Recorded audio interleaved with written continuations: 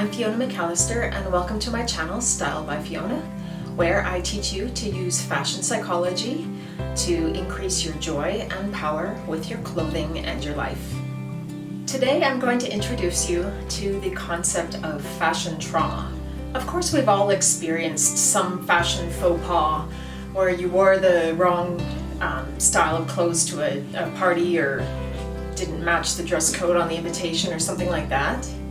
But what I'm talking about in regards to fashion trauma is actually a much deeper emotional experience. So let's start with a simple definition of fashion and trauma, and then we can put the two of them together to give you an idea of what fashion trauma is. Trauma can be defined as an experience that is emotionally upsetting and causes lasting psychological distress. Fashion can be broadly defined as an experience that you use clothing, so personal expression, basic physical protection, psychological protection, or to convey messages. So fashion trauma then is an experience that involves clothing that is extremely upsetting and causes lasting psychological distress. Now, in most cases, fashion trauma is not life-threatening, but it is usually identity-threatening, which can also cause a lot of psychological upset. Over the last 10 years, as I've been working with my style coaching clients, I started to notice that when I was doing color analysis or body analysis or any of these things that were normally affecting the outward appearance, that women would experience some kind of a psychological block that would stop them from being able to dress how they wanted or dressed in what looks best on them. A few years ago, I had a client and we were in the middle of doing a color analysis where I was holding up silver and gold fabric to her face to see which one harmonized or clashed. It became evident that she looked far better in gold than she did in silver. Now, when I pointed this out in the analysis, I said, "You can see that the gold looks better on you than the silver, right?" And she said, "Yeah, I can see that, but I'm still not going to wear gold." And so I asked her to think about why that might be. After a few minutes of reflection, she told me that her grandmother had said when she was about 8 years old that she looked really awful in gold. That comment stopped her from wearing gold for 45 years, even though gold looked way better on her once we'd done the color analysis. Clearly, her grandmother's opinion of her was very important to her psychological identity, and getting past that psychological block took a bit of work, and she did look far better in gold, and she started to feel more confident because we had uncovered the event that was kind of traumatic for her. Another client I had discovered that she was actually really uncomfortable looking stylish. She'd hired me to do all of the regular services, color analysis, body analysis, all that stuff. And we went shopping and we found her some clothes that made her look absolutely beautiful. And when we were finished, she was out and about talking with her, just living her life. And she started getting all sorts of compliments about how attractive and beautiful, even sexy, that she looked.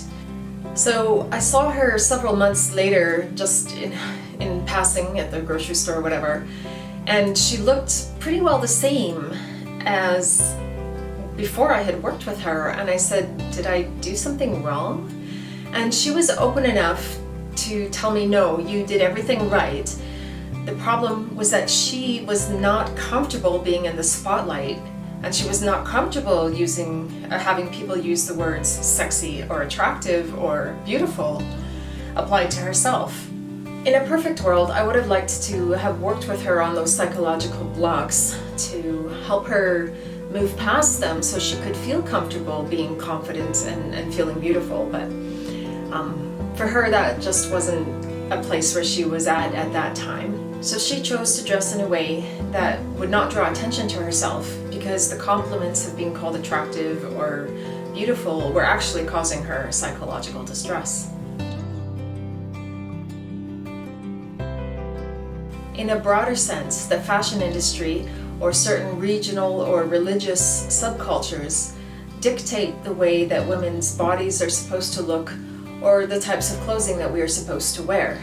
Now, if you find that your body doesn't fit the right dimensions of where you're at, or that your personal taste don't fit the religious guidelines of what you're expected to wear in fashion, this can also cause a lot of psychological distress, as well as if you choose to ignore those things, it can even lead you to being ostracized from your community.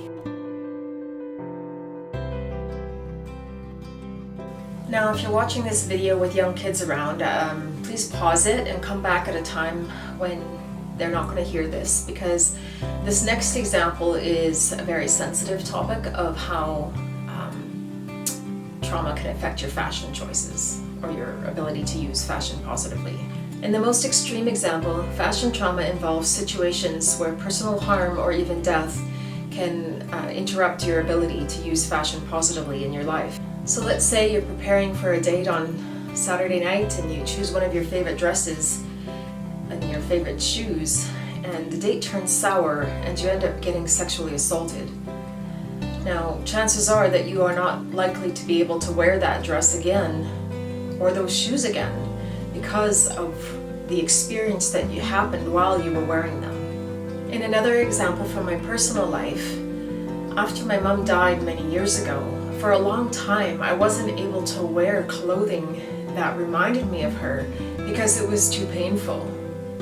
So when you experience a traumatic event, your brain makes an association with the idea, your identity, or a certain item that was involved in the experience. So as you can see from all of the examples I've given you today, fashion trauma is a very real experience that I've actually never been able to find any information on other than what I've put together from my work with my clients, plus the research I did during my thesis on my master's degree. I hope that this video wasn't too triggering for you, but that it opened up your eyes and your mind to how clothing experiences and the ideas that the fashion industry or family members or our own thoughts affect how we see ourselves and how we express ourselves through clothing and fashion and style. Please visit stylebyfiona.com, where you can download my free PDF about how to move from reactive to mindful style, and sign up for my email list for upcoming announcements and courses and blog posts. Thanks for watching, and I'll see you next time.